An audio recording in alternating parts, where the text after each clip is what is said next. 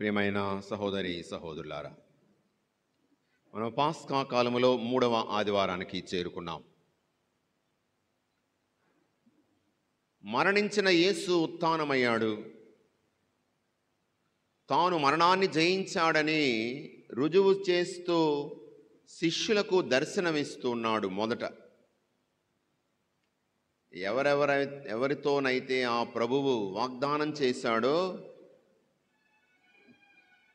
నేను శత్రువుల చేతికి అప్పగించబడతాను, సిలువలో మరణిస్తాను, సమాధి చేయబడిన తరువాత మరణానంతరము తిరిగి 3వ రోజున తిరిగి లేస్తానని వాగ్దానం చేశాడో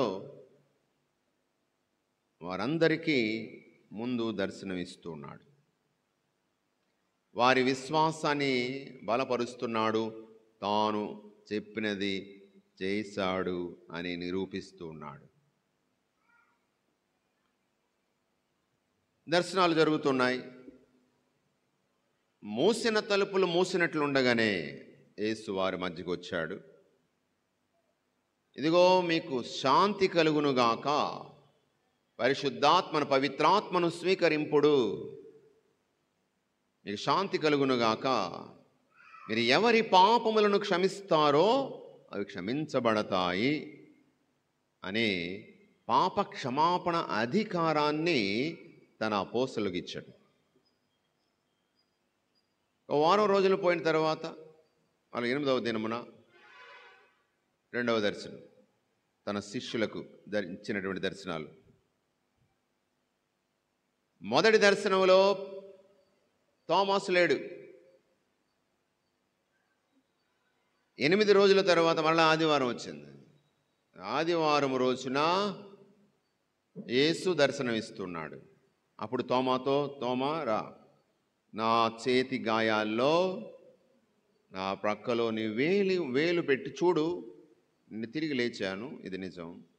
అవిశ్వాసివి కాక విశ్వాసివై ఉండుము అనగానే, నా ప్రభు నా దేవా అని తోమాసు తన విశ్వాసాన్ని ప్రకటించాడు. చూచి కదా నన్ను నమ్ముతున్నావు, విశ్వసిస్తున్నావు, చూడక నన్ను విశ్వసించువారు ధన్యులు అంటున్నాడు. అలా మనం చూస్తున్నాం ఈ లోకాసు వార్తలో ఎమ్మావు దారిలో యేసు ఒక బాటసారిగా దర్శనమిచ్చాడు. వాళ్ళు గుర్తించలేకపోయారు ముందు. తరువాత రొట్టెను విరిచినప్పుడు వాళ్ళు గుర్తించారు అది ప్రభువేనని. ప్రభు అదృశ్యుడైపోయాడు. వార్తను తీసుకొచ్చి ఆ శిష్యులు, అపోస్తలులు కాదు శిష్యులు, మరికొంత అతను అనుసరించినటువంటి వారు అక్కడ తిరిగి అపోస్తలుల దగ్గరికి వచ్చి చెప్తున్నారు. ఈరోజు దర్శనంలో మనం చూస్తున్నాము యేసు ప్రభువు 3వ పర్యాయము అపోస్తలుల దర్శనం ఇస్తున్నట్టుగా మనము యోహాను సువార్తలో వింటున్నాం. యేసుని చంపేశారు, వారి నాయకుడిని చంపేశారు, కాపరిని చంపేశారు. మంద చెదిరిపోతుంది, భయపడిపోతుంది, వణికిపోతున్నారు, తలుపులు మూసుకున్నారు. యూదుల భయము చేత శిష్యులు తలుపులు మూసుకొని ఉన్నారు. ఎందుకు? గురువు గారిని చంపేశారు, నెక్స్ట్ అతని అనుచరులందరినీ చంపేస్తారు. అందుగురించే తలుపులు మూసుకొని చీకటిలో రాత్రిలో రహస్యంగా వాళ్ళు అలాగా బిక్కుమంటూ జీవిస్తున్నారు. కొన్ని రోజులు అయిన తర్వాత వాళ్ళు బయటకు వచ్చారు. అన్నాడు పేతురు, నేను చేపలు పట్టడానికి వెళ్తున్నాను, ఎవరైనా వస్తారా అంటే, నేను వస్తాను సార్. అందరూ 3 సంవత్సరాలు చేపలు పట్టడం ఆపేశారు. పేతురు యేసుని మొదటిసారి దర్శనం కలిగిన తర్వాత ఆ ఎన్కౌంటర్లో అతను కలిసినప్పుడు, నేను చేపలు పట్టడానికి వెళ్తున్నప్పుడు రాత్రంతా శ్రమించాము, ఒక్క చేప కూడా పడలేదు అంటే, యేసు చూపించిన స్థలంలో నీ మాట మీద నేను వల వేస్తున్నానని చెప్పాడు. విధేయించాడు. వలలో చేపలు అద్భుతంగా పడ్డాయి. విధేయిస్తే అద్భుతాలు జరుగుతాయి.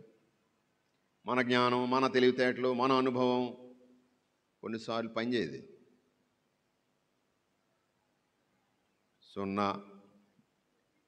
కానీ అంత నిష్ణాత అయినటువంటి ఆ పేతురు తన యొక్క ఆ ఇసుక తెన్నుల్లో పుట్టి పెరిగి ఆడుకొని చిన్నప్పటి నుంచి ఎప్పుడు చేపలు పడతాయి, ఎక్కడ వల వేస్తే పడతాయని తెలిసినటువంటి వాళ్ళు, both experience and expertise sometimes prove zero, nothing and useless. మన అనుభవము, మన విజ్ఞానము కొన్నిసార్లు పనిచేయు, నిష్ప్రయోజనంగా ఉండిపోతాయి. అటువంటి నిస్సహాయ స్థితిలో యేసు అతని జీవితంలోనికి వస్తున్నాడు.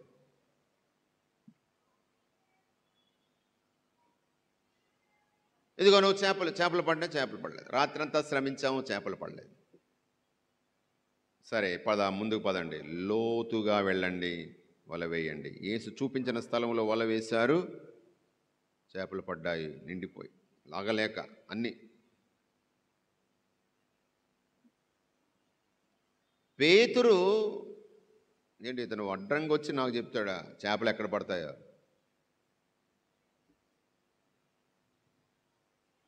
అనలేదు. మేము ప్రయత్నం చేసాం కానీ శూన్యం. కానీ నీ మాట మీద వల వేస్తున్నాను,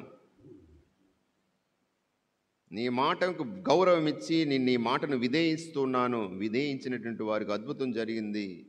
ఆశ్చర్యపోయాడు. పుట్టి పెరిగి ఎరిగినటువంటి అన్ని చేపలు పడడం. ప్రభు, నేను పాపాత్ముడు, నన్ను విడిచిపెట్టి వెళ్ళిపో అన్నాడు. నువ్వు సీమోనువి, నేను రాయిగా చేస్తాను, పేతురుగా చేస్తాను అన్నాడు. అస్థిరమైన మనస్తత్వంతో ఉన్నటువంటి వాడిని నేను స్థిరమైన రాయిగా చేస్తాను, కథలన్నీ దృఢమైనటువంటి రాయిగా చేస్తానన్నాడు. నీవు చేపలు కాదు మనుషులను పట్టువానిగా చేస్తానన్నాడు. 3 సంవత్సరాలకి చేపలు పడడం ఆపేశాడు. యేసు ప్రభు ఎప్పుడైతే వారి మధ్యలో లేడో మరలా పాత జీవితానికి వెళ్ళిపోతున్నారు. ఏమిటో పాత జీవితం ఏంటి, పాత వృత్తి ఏంటి? చేపలు పడడానికి వెళ్ళిపోతున్నారు. కొన్నిసార్లు మనం ఇదే చేస్తాం. దేవుడు పైకి లేపాలనుకుంటున్నాడు కానీ మనం వెనక్కి వెళ్ళిపోతున్నాం, కిందకి జారిపోతున్నాం. ఉత్థానము ఏమిటి? ఉత్థానం అంటే పైకి లేపడం, పైకి లేవడం. నీ పాత జీవితం నుండి, పాప జీవితం నుండి ఉన్నతమైన జీవితానికి పైకి లేవడం. చేపలు కాదు మనుషులు పట్టువానిగా చేస్తానంటే తిరిగి మళ్ళీ చేపలే పడతానంటున్నాడు. మన జీవితాల్లో ఎటువంటి సంఘటనలు ఉన్నాయి, జరుగుతున్నాయి. మన ప్రవర్తన ఎలా ఉంది? పైకి లేచే ప్రయత్నం చేస్తున్నావా? కిందకి లాగేసి, కింద పడిపోవడం మాత్రం కాదు, ఇతరులు కూడా కిందకి లాగేసే ప్రయత్నం చేస్తున్నావా? ఆత్మ పరిశీలన చేసుకోవాలి. ఇక్కడ అటువంటి సందర్భం మరలా కనబడుతుంది. చేపలు పడడానికి వెళ్ళారు, రాత్రంతా శ్రమించారు, ఒక చేప కూడా పడలేదు. పేతురు జరిగిన సంఘటన, మొట్టమొదటి సంఘటన ఎలా జరిగిందో మళ్ళీ అలాగే జరుగుతుంది. రాత్రంతా శ్రమించారు, ఒక చేప కూడా పడలేదు.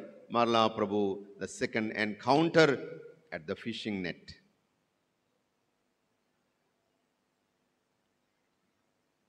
యేసు చెప్పినటువంటి స్థలంలో వేశారు. 150 పెద్ద పెద్ద చేపలు పడ్డాయట. ఎవరు గుర్తించారు అది ప్రభు అని? ఎవరు గుర్తించారు? యోహాను గుర్తించాడు. పేతురికి అంత తెలివి లేదు. ప్రేమించే వాళ్ళే గుర్తిస్తారు, ప్రేమించే వాళ్ళే గుర్తిస్తారు. సమాధి దగ్గరికి ప్రేమించినటువంటి శిష్యుడు యోహాను పరిగెత్తుకొని వెళ్ళాడు. స్పందన, ప్రేమించే వాళ్ళ స్పందన చాలా క్విక్గా ఉంటుంది, చాలా ఫాస్ట్గా ఉంటుంది ప్రేమించేటువంటి వాళ్ళ యొక్క. పేతురు వెళ్ళాడు కానీ అతని కంటే ముందుగా వెళ్ళినటువంటి, పరిగెత్తుకొని వెళ్ళినవాడు యోహాన్.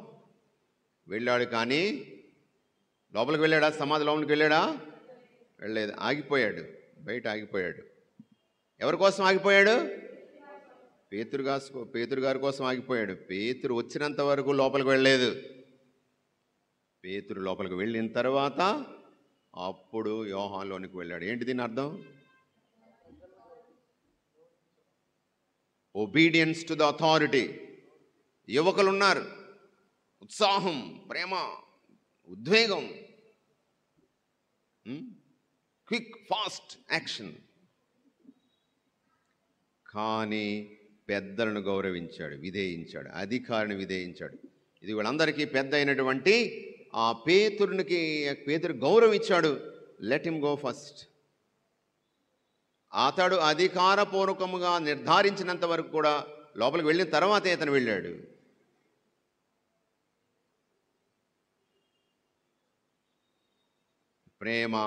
ప్రేమకు ఆవేశం ఉరకలు వేస్తుంది, కానీ పెద్దరికం అధికారపూర్వకంగా నిర్ధారిస్తుంది, నిశ్చయం చేస్తుంది. మరి అటువంటి శ్రీ సభలో మనం ఈ రెండూ చూస్తున్నాం.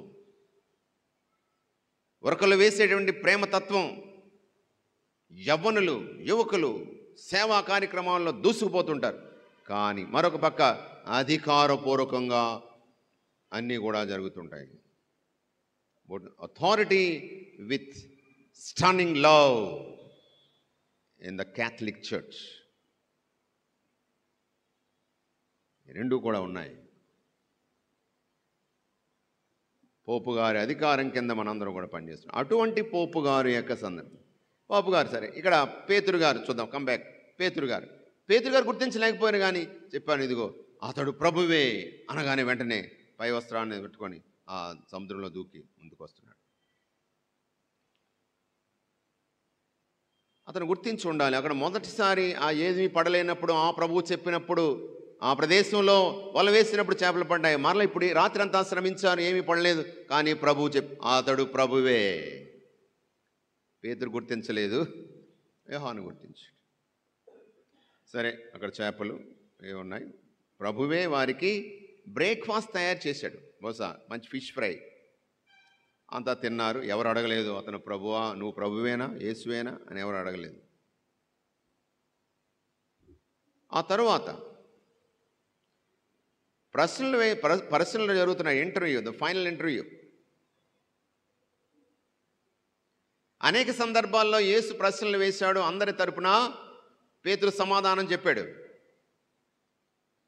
నా గురించి ప్రజలు ఏమనుకుంటున్నారంటే ఏదో చెప్పారు, కానీ మీరేమనుకుంటున్నారంటే ఏమన్నాడు పేతురు? నువ్వు సజీవుడమైన దేవుని కుమారుడైన క్రీస్తు అన్నాడు. Very good. ఇక్కడ మరో ప్రశ్న, ద ఫైనల్ క్వశ్చన్. సీమోను, యోనా పుత్రుడైన సీమోను, నీవు నన్ను ప్రేమిస్తున్నావు, వీళ్ళందరికంటే ఎక్కువ ప్రేమిస్తున్నావు అంటే, అవును ప్రభు, నేను నీకు ప్రేమిస్తున్నానని నీకు తెలుసు. బాగుంది. రెండవసారి అదే ప్రశ్న వేస్తున్నాడు. మూడవసారి కూడా అదే ప్రశ్న వేస్తున్నాడు. ఏమని? యోనా పుత్రుడైన సీమోను, నీవు నన్ను అందరికంటే ఎక్కువగా ప్రేమిస్తున్నావా అని. ఏమిటి 3 సార్లు ఎందుకు ప్రశ్న వేశాడు? మర్చిపోతున్నాడా యేసు ప్రభు?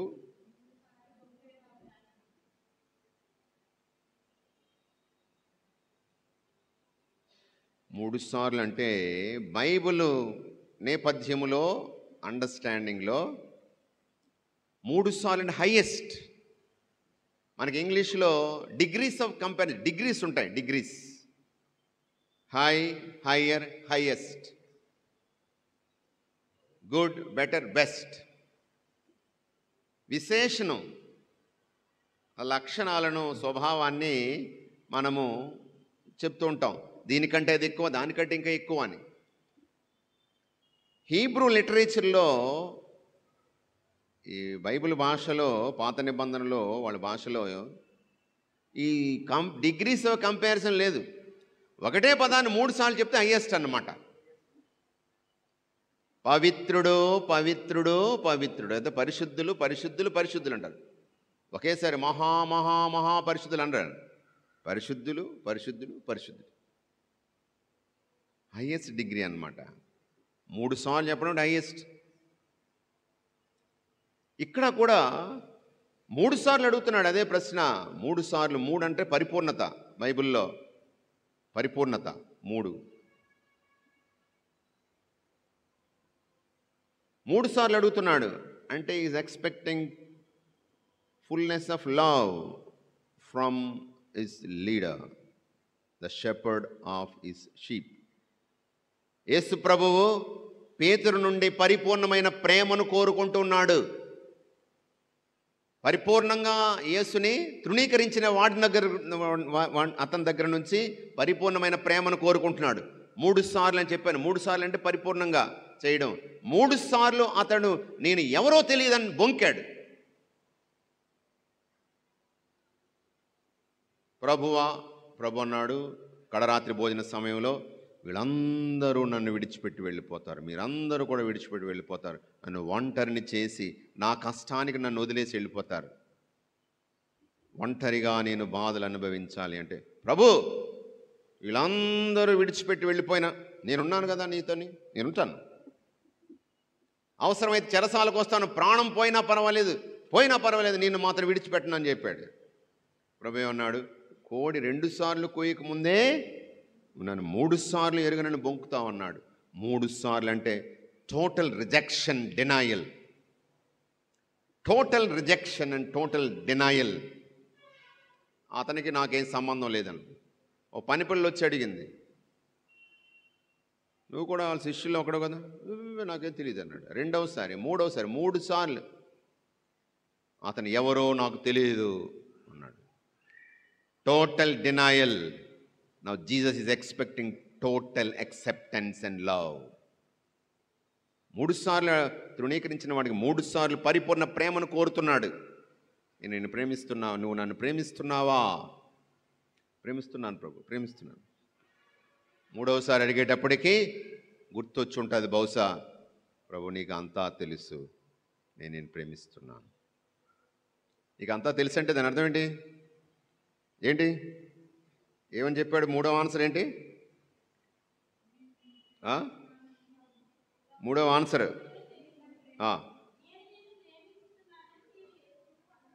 నేను ప్రేమిస్తున్నాను. దానికి ముందు ఒక మాట ఉంది. పేతురు మనసు నొచ్చుకున్నాడు. ఎందుకంటే 3 సార్లు నేను బొంకాను. అది గుర్తొచ్చి ఉంటుంది బహుశా. ప్రభు నేను ప్రేమిస్తున్నాను అంటే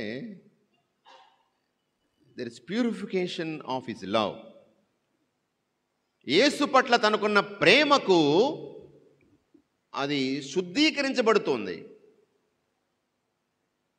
అంతటితో ఆగలేదు. ప్రభు అన్నాడు, ఇదిగో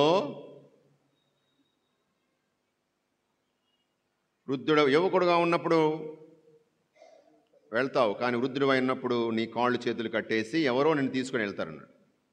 సరే, దానికి ముందు బాధ్యత అప్పచెప్పాడు. దీనికంటే ముందు ఏమిటా బాధ్యత?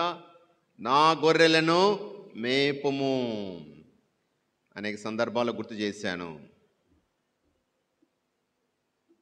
ప్రేమించే వాళ్ళకే బాధ్యతలు అప్పచెప్పబడతాయి.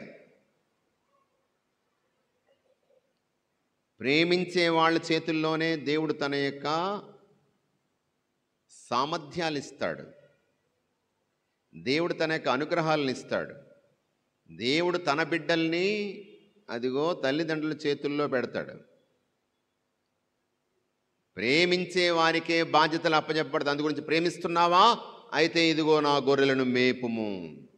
ప్రేమించే వారికే బాధ్యతలు. ఎందుకంటే ప్రాణం కూడా పెట్టవలసి వస్తుంది. అది నిజమైన ప్రేమకు పరాకాష్ట.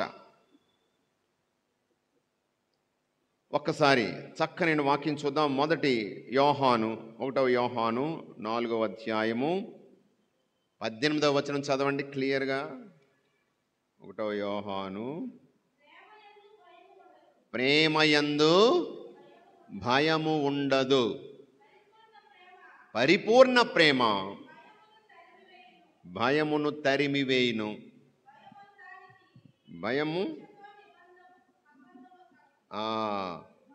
భయమను దానికి శిక్షతో సంబంధం ఉంటుంది.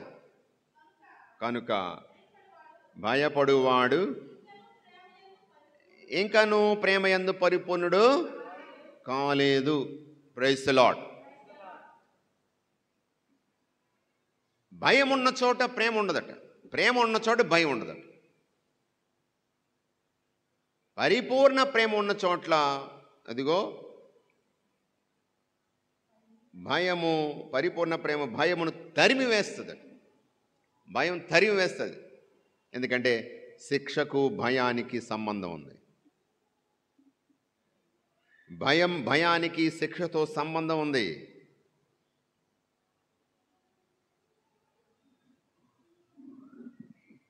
చూడండి, నేను ప్రేమిస్తున్నాను, అమ్మా నాన్న ఎవరు నేను ఖాతరు చేయను, లెక్క చేయనని ప్రేమిస్తున్నాను. అది నిజమైన ప్రేమేనా? పరిపూర్ణమైన ప్రేమేనా?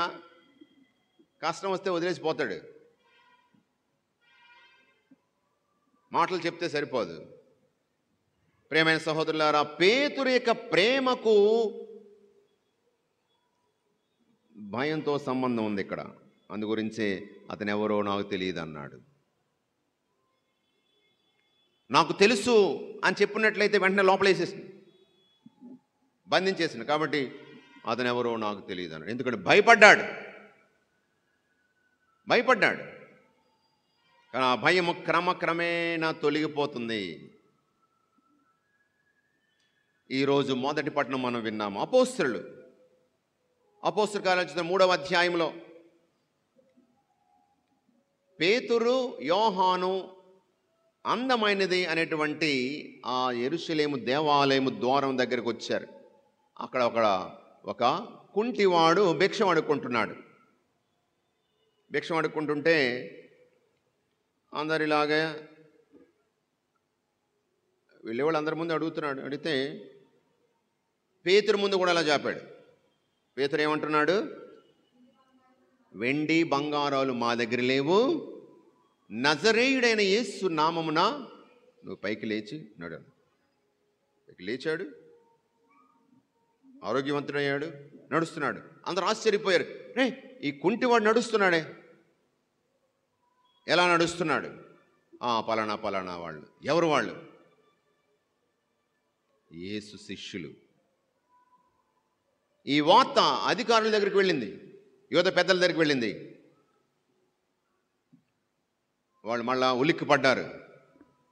అంతా అయిపోయింది అనుకున్నాము, సమాధి చేసేసాము, ఇంకా ఎవరు అతని వెంబడి వెళ్ళరు, అతని మాటే ఎత్తరని అనుకున్నాము. అతను చనిపోయి కూడా ఇంకా బతికే ఉన్నాడా? సజీవంగా అతన్ని సమాధి చేసిన మరణించినటువంటి వాడు సజీవంగా తిరిగి లేచాడు. మరణించిన తర్వాత మనం చంపేశాము, కానీ అది సజీవుడయ్యాడు అన్న వార్త విన్నాము. కానీ దాన్ని మతలబు చేయడానికి ప్రయత్నం చేశారు. సైనికులకు డబ్బులు ఇచ్చి ఏం చెప్పారు? మత్తయి సువార్త 28వ అధ్యాయంలో మనం చూస్తాం.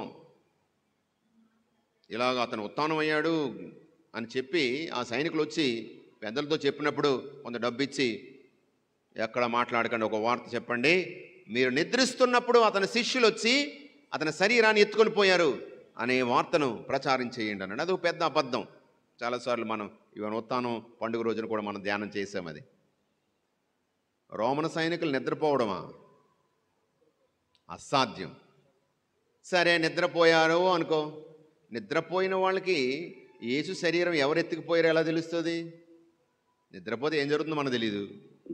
పడుకున్న వాళ్ళకి, నిద్రపోతున్న వాళ్ళకి ఏమైనా తెలుస్తుందా? తెలియదు. అది ఒక పెద్ద అబద్ధం. ఎలాగోలాగా యేసుని సమాధి చేసేసాం, భౌతికంగా అతన్ని నామ రూపాలు లేకుండా చేసేద్దాం అనుకున్నారు. కానీ అది ఆ ప్రయత్నం చేశారు, ఆగలేదు. మళ్ళీ ఇక్కడ పిలిపించారు. ఏమా, సబ్బతి రోజున ఇలాంటి పనులు చేయడం ఏంటి మీరు అన్నారు. సబ్బతి రోజుని యేసు ప్రభు చాలాసార్లు ఉల్లంఘించాడు. ఎందుకంటే మంచి చేశాడు, మేలు చేశాడు. సబ్బతి రోజున మేలు జరిగింది. 40 సంవత్సరాలట ఆ కుంటివాడికి. 40 సంవత్సరాలు ఆ కుంటితనంతో ఉన్నవాడికి ఆరోగ్యం కలిగింది, విడుదలనిచ్చాడు. అది యేసు చేసిన పని. యేసు శిష్యులుగా అది కూడా యేసు నామాన చేశారు. పైకి లేచి నడు అన్నాడు, నడిచాడు. బెదిరించారు, మళ్ళా ఎప్పుడు కూడా అతని పేరు మీద ఏం మాట్లాడద్దు, పొండే అన్నారు. అంతటితో ఆగలేదు. 4వ అధ్యాయం అంతా కూడా అద్భుతాలే. అనేకమైన అద్భుతాలు జరుగుతున్నాయి. అపోస్తలుల కార్యాలు 4వ అధ్యాయంలో మనం చూస్తున్నాం ఇవన్నీ. అక్కడ మళ్ళా తీసుకొచ్చారు, విచారణ సభ ముందు నిలబెట్టారు. ఏమంటున్నారు? ఎవరి మాట వినాలి? ఎవరి మాట వినాలి? మనుషుల మాట, మనుషులు విధేయించాలా, దేవుణ్ణి విధేయించాలా అని అడుగుతున్నారు. మీ మాట పాటించాలా, దేవుని మాట పాటించాలా? చెప్పండి. మా కన్నులారా చూసి చెవులారా విన్నదాన్ని మేము మాట్లాడకుండా ఉండలేం అని పేతురు, యోహానులు బదులు పలికారు. ముందు బెదిరించి వదిలేశారు, ఆ తర్వాత అద్భుతాలు జరుగుతూనే ఉన్నాయి. 5వ అధ్యాయంలో మనం చూస్తున్నాం, అద్భుతములు, ఆశ్చర్య కార్యాలు జరుగుతూ ఉన్నాయి. కాబట్టి మరలా వాళ్ళని బంధించారు, చెరసాలలో వేశారు. కానీ బయటకు వచ్చారు. మరలా ప్రసంగాలు మొదలు పెడుతున్నారు. ఇది ఆలయ పెద్దలకు తెలిసి వచ్చింది. మళ్ళా పట్టుకున్నారు, తీసుకొచ్చారు. 27వ వచనం, 5:27.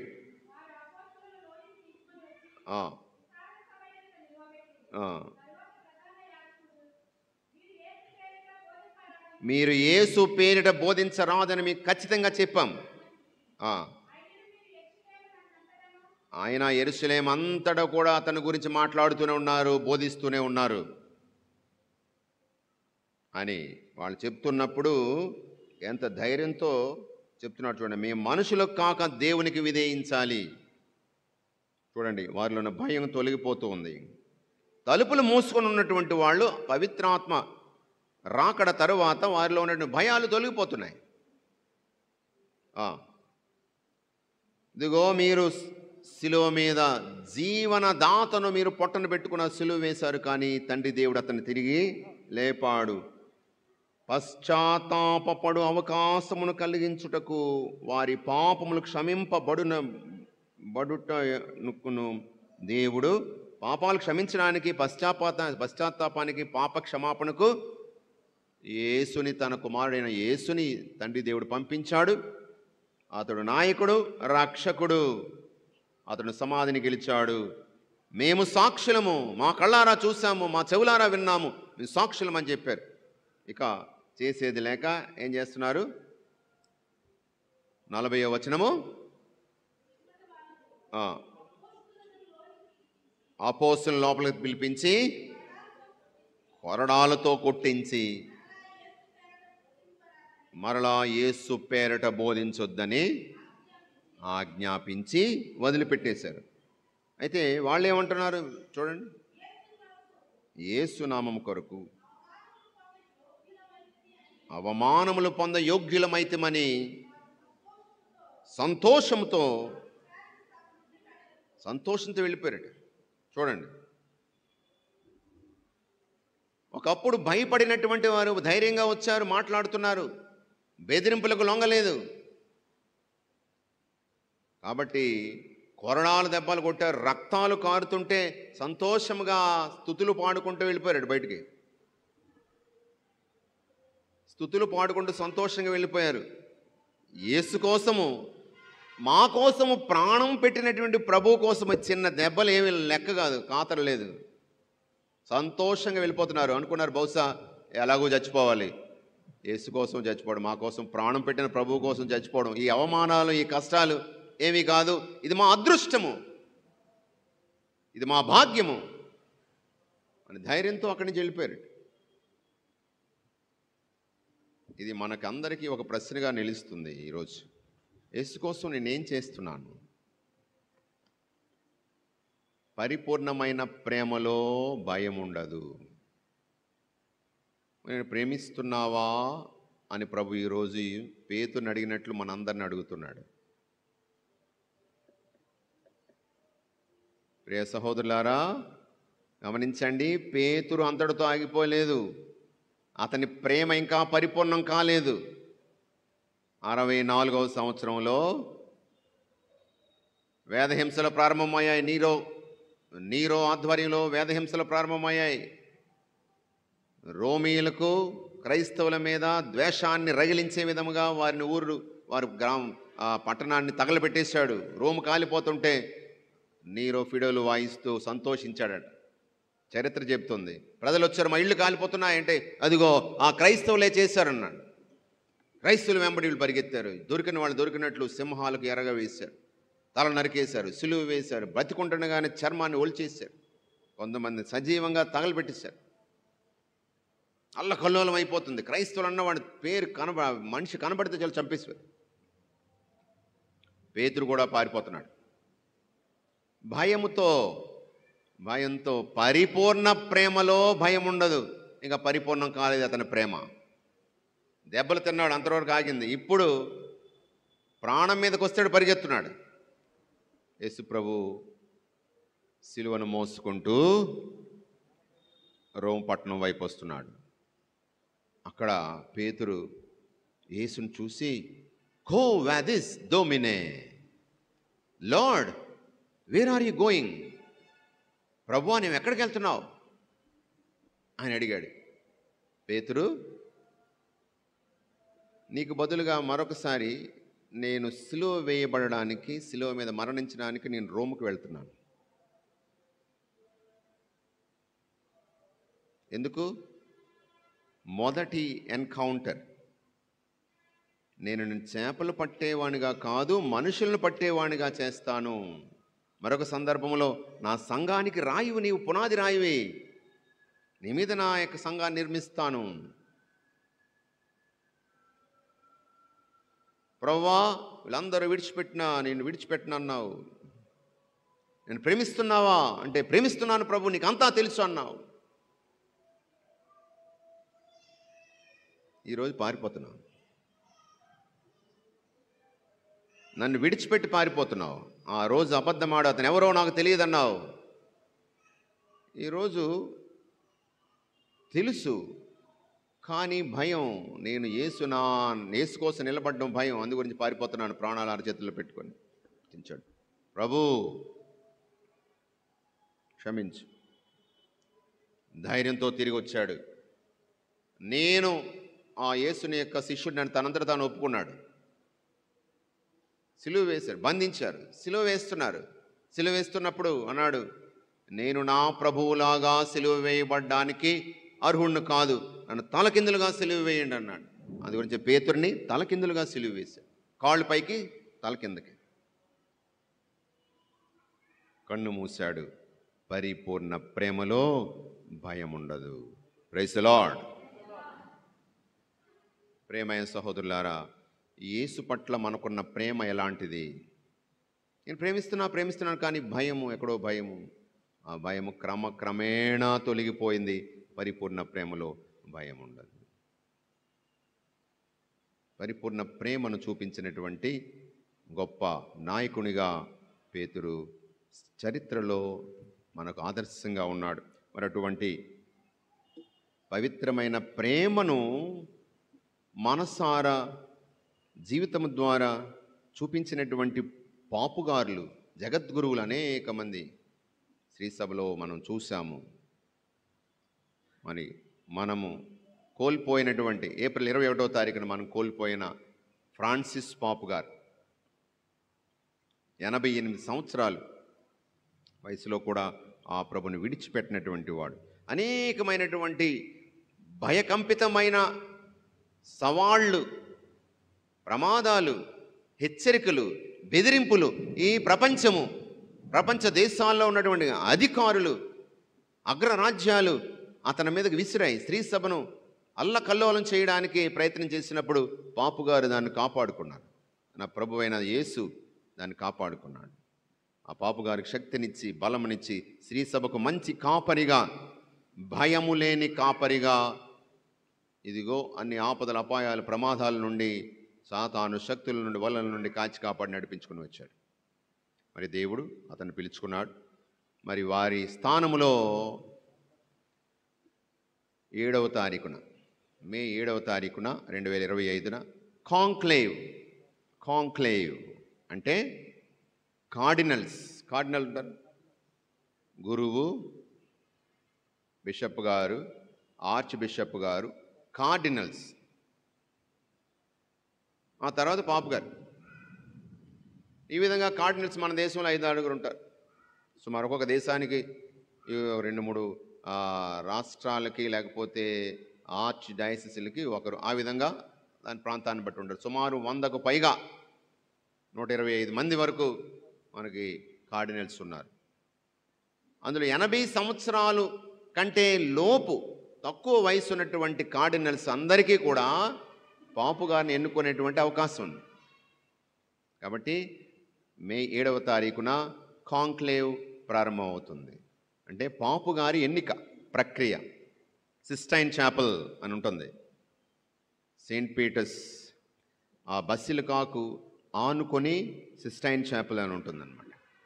అక్కడ అద్భుతమైన కళాఖండాలను మైకెల్ యాంజిలో అక్కడ మనం చూస్తాం, ఆ గోడల మీద పైకప్పు మీద. అందులో ఆలయంలో వీళ్ళు ప్రవేశిస్తారు. లోపలికి వెళ్ళిన తర్వాత వాళ్ళు తాళం వేసేస్తారు బయట నుంచి. ప్రార్థనలో గడపాలి అంతే వాళ్ళు. ప్రతిరోజు సాయంకాలం ఎన్నిక జరుగుతుంది. ఆ ఎన్నిక ప్రక్రియలో 2/3 మెజారిటీ రావాలన్నమాట. వీళ్ళ ఎన్నిక సీక్రెట్ బ్యాలెట్, రహస్య ఓటింగ్ ఎన్నిక జరుగుతుంది.